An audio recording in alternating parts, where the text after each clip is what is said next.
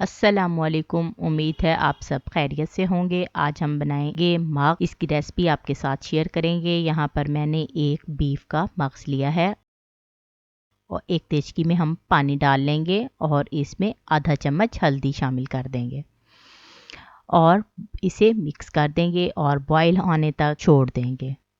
आप किसी भी जानवर का मग्स इस्तेमाल कर सकते हैं।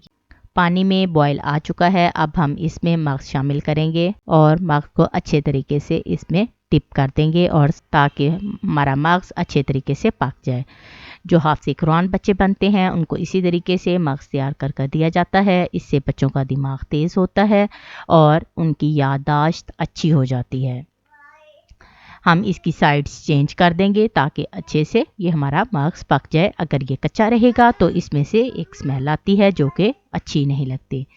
पानी हमारा पक रहा है और मग्स भी हमारा तकरीबन पक चुका है। अब हम इसे निकाल लेंगे। अगर मग्स बड़ा है तो आप इसे ज़्यादा देर पकाएंगे। यहाँ पर मैंने इसको 2 से 3 मिनट के लिए पका लिया।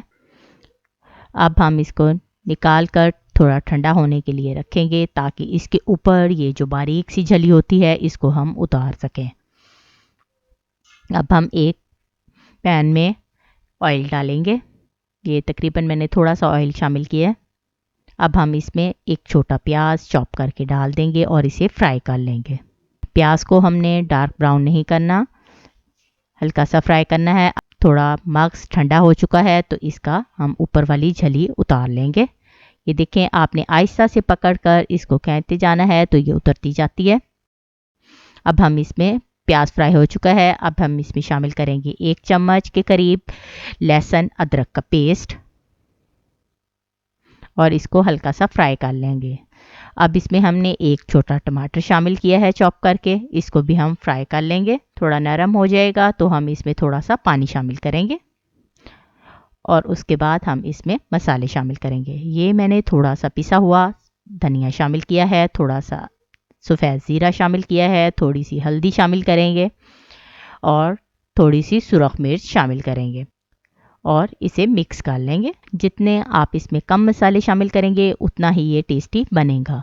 इसमें हम थोड़ा सा नमक शामिल करेंगे और अब हम इस मग से इसकी छली उतार लेंगे।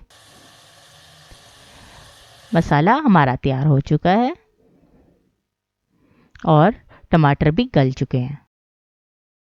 मसाले ने ऑयल छोड़ दिया है। अब हमने जो मग से झली उतारी थी उसको हम छोटे छोटे पीसेस में काट लेंगे।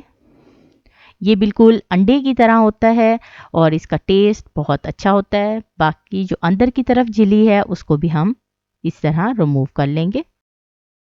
और कुछ रेस्टोरेंट में अंडा मग्स भी बनाया जाता है और अगर आप अंडा मग्स बनाना चाहें तो इसी स्टेज पर इसमें अंडे शामिल कर सकते हैं। मग्स हमने जो है वो मसाले में शामिल कर दिया है और इसे भून लेंगे। सिर्फ इतना भूनेंगे कि ये मसाला और मग्स आपस में अच्छे तरीके से मिक्स हो जाए और मग्स में मसाले का टेस्ट आ जाए। ओवर कुक नहीं करेंगे हम इसे।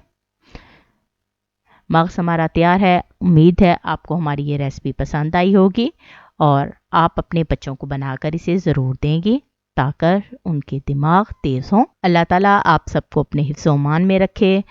अगर आप हमारे चैनल पर नए हैं तो हमारे चैनल को सब्सक्राइब करें, वीडियो को लाइक करें और फ्रेंड और फैमिलीज़ के साथ इस वीडियो को शेयर करें।